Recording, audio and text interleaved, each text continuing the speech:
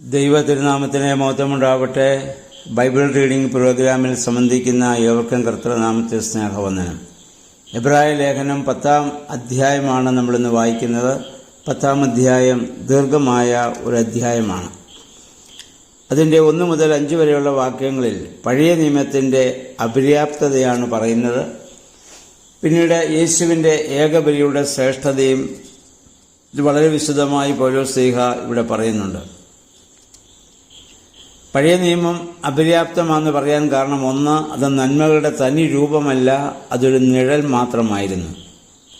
2, വർഷം തോറും ബലി അർപ്പിക്കപ്പെട്ടിരുന്നെങ്കിലും ആരാധകരെ പൂർണ്ണരാക്കുവാൻ അതിന് സാധിച്ചിരുന്നില്ല. കാരണം ഒരിക്കൽ ശുദ്ധീകൃതമായവരുടെ മനസ്സാക്ഷി പാപത്താൽ വീണ്ടും അസ്വസ്ഥമായിക്കൊണ്ടിരുന്നു. രണ്ടാമത്തെ കാരണം, പാപങ്ങൾ നീക്കിക്കളയുവാൻ മൃഗങ്ങളുടെ രക്തത്തിന് സാധ്യമല്ലായിരുന്നു.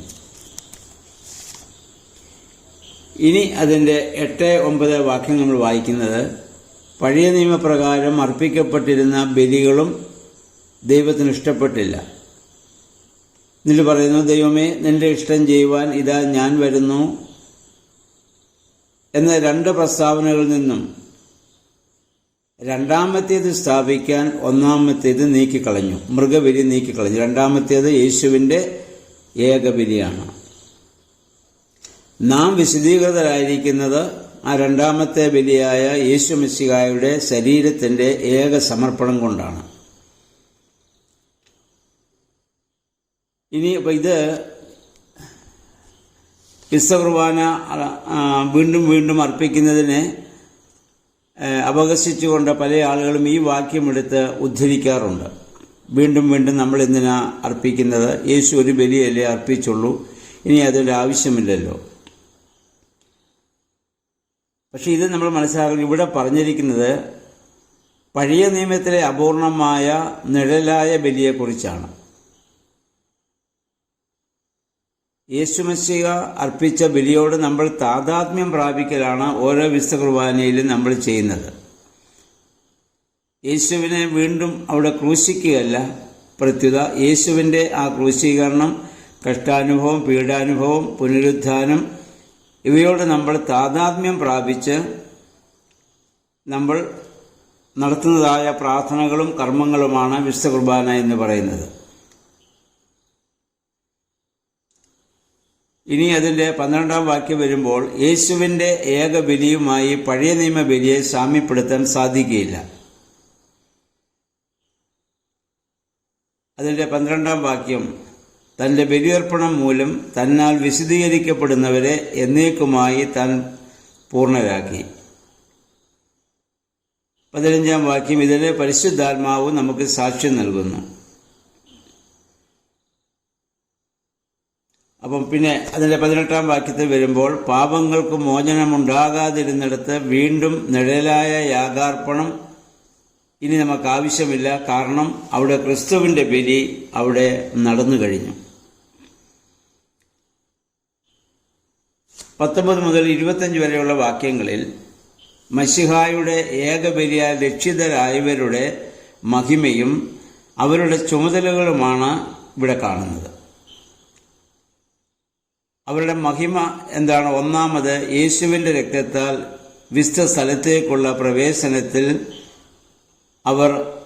അവർക്ക് യോഗ്യത ലഭിക്കുന്നു. അവർ മുഖപ്രസന്നതയുള്ളവരായി മാറുന്നു.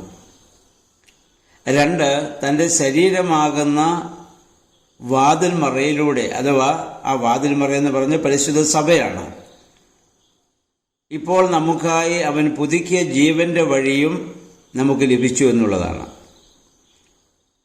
3, ദൈവഭവനത്തിനു മേൽ അധികാരിയായ ഒരു മഹാപുരോഹിതൻ ഉള്ളവരാണ് നമ്മൾ, അല്ലെങ്കിൽ ആ മഹിമയേറിയ സ്ഥാനമുള്ളവരാണ് നാം. ഇനി 22-ാം വാക്യം, ശുദ്ധ ഹൃദയത്തോടും നിർമ്മല മനസാക്ഷിയോടും നമ്മുടെ ശരീരം വിശുദ്ധ ജലം കൊണ്ട്, അഥവാ മാമോദീസ മുഖാന്തരം നമ്മൾ കഴുകപ്പെട്ടവരാണ്. അതുകൊണ്ട് ഉറപ്പുള്ള ഹൃദയത്തോടും പ്രത്യാശയോടും കൂടി ദൈവസന്നിധിയിലേക്ക് അടുത്തു ചെല്ലണം. ദൈവസന്നിധിയിലേക്ക് അടുത്തു ചെല്ലുന്നതാണ് പ്രാർത്ഥനകൾ, ആരാധനകൾ, നമ്മുടെ വേദപുസ്തക വായനകളെ ധ്യാനങ്ങളൊക്കെ ആ ദൈവത്തോട് നമ്മൾ അടുത്ത് ചെല്ലുന്നതായ ചില മാർഗങ്ങളും മുഖാന്തരങ്ങളുമാണ്. പിന്നെ പറയുന്നു, വാഗ്ദത്തം ചെയ്തവൻ വിശ്വസ്തനാകയാൽ പരസ്പര ബന്ധത്തിൽ പ്രഥമ സ്ഥാനം സ്നേഹത്തിന് നൽകണം, സൽപ്രവൃത്തികൾക്ക് നൽകണം, വിശ്വാസത്തിൽ നമ്മൾ ഉറച്ചു നിൽക്കണം. 25-ാം വാക്യം വരുമ്പോൾ വ്യക്തിപരമായ ചുമതല, അതിൻ്റെ നിർവഹണം പ്രാർത്ഥനയും പോലെ തന്നെ സാമൂഹികമായി ദൈവമക്കളുടെ കൂട്ടായുള്ള ആരാധനയിലും പ്രാർത്ഥനയിലും നമ്മൾ ഉത്സുകരായിരിക്കണം. സമൂഹത്തോട് നമുക്ക് പ്രതിബദ്ധതയുണ്ട്, സഹോദരങ്ങളോട് നമുക്ക് പ്രതിബദ്ധതയുണ്ട്.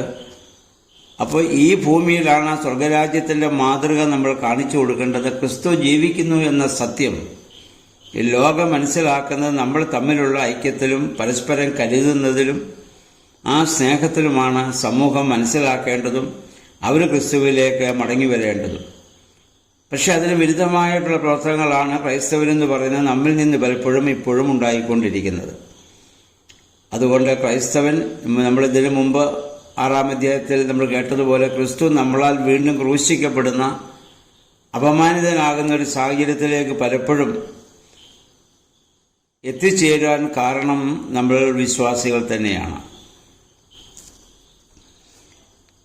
ഇനി 26-ാം വാക്യത്തിൽ പറയുന്നത്, സത്യത്തിൻ്റെ പരിജ്ഞാനം വഴിയും സത്യവും ജീവനുമാകുന്ന കർത്താവിൻ്റെ രക്ഷണീയ പ്രവർത്തനങ്ങളും ഏകബലിയെ സംബന്ധിച്ചുള്ള അറിവ് പ്രാപിച്ചവൻ അഥവാ ക്രൈസ്തവൻ മനഃപൂർവ്വം പാപം ചെയ്താൽ അത് പാപമാണെന്ന് പൂർണ്ണമായി അറിഞ്ഞുകൊണ്ട് നമ്മൾ ചെയ്യുന്നത് കൊണ്ട് അതിന് ശിക്ഷ വളരെ കഠിനമാണ്. അനുദപിക്കാൻ സാധിക്കാത്ത പാപങ്ങൾ ചെയ്താൽ പഴയ നിയമത്തിലെ പോലുള്ള ബലികൾ ഇനി നമുക്കില്ല. ഭയങ്കരമായ ശിക്ഷാവിധിയും കോപശിക്ഷയുമാണ് ഇനി അതിന് നമുക്കുണ്ടാവുക. കാരണം നമ്മൾ അത് തെറ്റെന്ന് അറിഞ്ഞുകൊണ്ട് തന്നെയാണ് നമ്മളത് ചെയ്യുന്നത്. ഒരു വിജാതീയനെ സംബന്ധിച്ചിടത്തോളം അവന് ആ അറിവില്ല. അവൻ്റെ അറിവില്ലായ്മയിൽ നിന്ന് ചെയ്യുന്ന തെറ്റുകളെ ദൈവം അവനോട് ക്ഷമിച്ചേക്കാം. പക്ഷെ അറിവിൻ്റെ പൂർണ്ണതയിൽ നിന്ന് നമ്മൾ ചെയ്യുന്ന തെറ്റുകൾക്ക് ക്ഷമ ലഭിക്കുക വളരെ പ്രയാസമുള്ള കാര്യമാണെന്ന് നമ്മൾ എപ്പോഴും ഓർത്തിരിക്കേണ്ടതാണ്. 28-29 വാക്യങ്ങളിൽ വീണ്ടും പൗലോസ്ലീഹ പറയുന്നു, പഴയ നിയമത്തിലെ നിഴലായിരുന്ന ന്യായപ്രമാണത്തിന് ലംഘനം വരുത്തുന്നവന് 2-3 സാക്ഷികളുടെ വാക്കിൻ്റെ അടിസ്ഥാനത്തിൽ അവന് മരണശിക്ഷ ലഭിച്ചെങ്കിൽ പുതിയ നിയമത്തിൽ യേശുക്രിസ്തുവിനെ ധരിച്ചവൻ, മാമോദീസ സ്വീകരിച്ചവൻ, പരിശുദ്ധാത്മാവിനെ പ്രാപിച്ചവൻ, അവൻ വീണ്ടും അതിന് വിരുദ്ധമായി പ്രവർത്തിച്ചാൽ ദൈവപുത്രനെ അവൻ അധിക്ഷേപിക്കുന്നവനാണ്. വിശദീകരണത്തിന് കാരണമായ തിരുരക്തത്തെ അവൻ വെറും ഒരു പാനീയമായി മാത്രം അതിനെ അവൻ അവഗണിക്കുന്നവനാണ്. പരിശുദ്ധാത്മാവിൽ നിന്ന് ലഭിച്ചതായ കൃപയെ അനുസരണമില്ലാത്ത ജീവിതം കൊണ്ട് അപമാനിക്കുകയും ചെയ്യുന്നവൻ, അങ്ങനെയുള്ളവർ വളരെ അധികമായി ശിക്ഷ അനുഭവിക്കേണ്ടി വരുമെന്ന് വളരെ വ്യക്തമായി പൗലോസ്ലീഹ ഇവിടെ പറയുന്നു. അപ്പോൾ യേശുവിനെ അറിഞ്ഞ, യേശുവിനാൽ വിളിക്കപ്പെട്ട, കർത്താവിൻ്റെ ശരീരരക്തങ്ങൾ അനുഭവിക്കുന്ന നമ്മൾ വളരെ ശ്രദ്ധാപൂർവം ജീവിക്കുവാൻ ബാധ്യസ്ഥരാണ്. അതിന് അവസരം ലഭിക്കാത്തവർക്ക് ശിക്ഷ വളരെ കുറവാണ്. ജാതികൾക്ക് നമ്മൾക്കതിനൊക്കെ അവസരം ലഭിക്കുന്നവരാണ്. അപ്പം അതുകൊണ്ട് നമ്മൾ വളരെ വ്യക്തമായി ആ കാര്യത്തെക്കുറിച്ച് ബോധ്യമുള്ളവരായിരിക്കണം. 32 മുതൽ 35 വരെയുള്ള വാക്യങ്ങൾ യഥാർത്ഥ ക്രൈസ്തവ സ്വഭാവം എന്താണെന്നും ക്രിസ്തു മതത്തിലേക്ക് കടന്നു വന്ന ആദിമ ക്രിസ്ത്യാനികളെക്കുറിച്ചും പൗലോസ്ലീഹ ഇവിടെ പറയുന്നു. അപ്പം അങ്ങനെയുള്ളവർ എന്ത് ചെയ്തു? മാമോദീസ സ്വീകരിച്ചത് മൂലം അവർ അപമാനിതരായി, പീഡനങ്ങളും ഞെരുക്കങ്ങളൊക്കെ അവർ സഹിച്ചു. അവർ അന്ന് ഒരുപാട് അപഹാസ്യരായി, നിന്ദിതരായി. അങ്ങനെ മറ്റ് ക്രിസ്ത്യാനികൾക്ക് അവർ ബന്ധമുള്ളവരായിട്ട് അവർ തീർന്നു.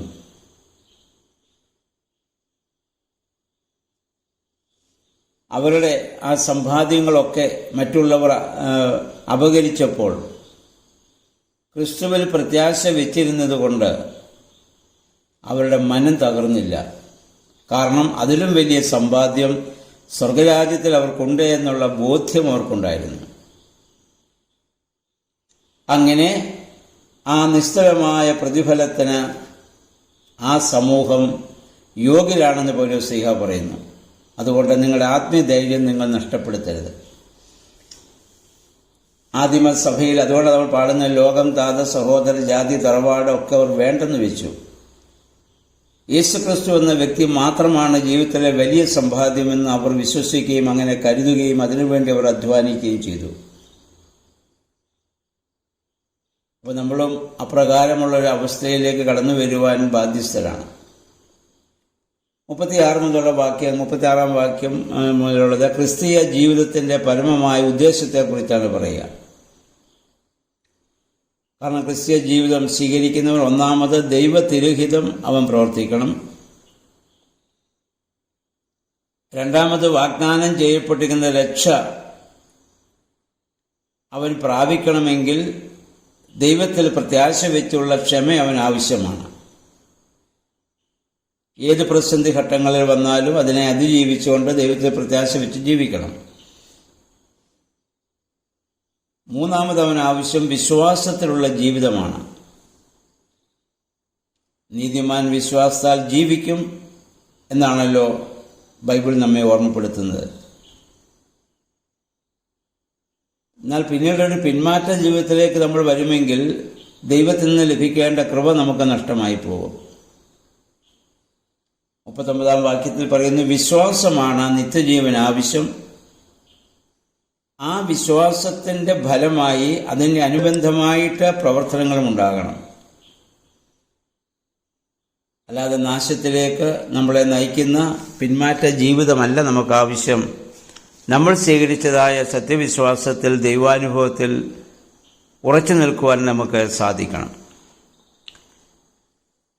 അപ്പം അപ്പോസ്തലനായ പൗലോസ് എബ്രായ ജനത്തോട് ഇത് ആവശ്യപ്പെടുന്നു. അതിൽ നിന്ന് ക്രൈസ്തവ മതം സ്വീകരിച്ചവരുണ്ട്, സ്വീകരിക്കുവാനുള്ളവരുണ്ട്.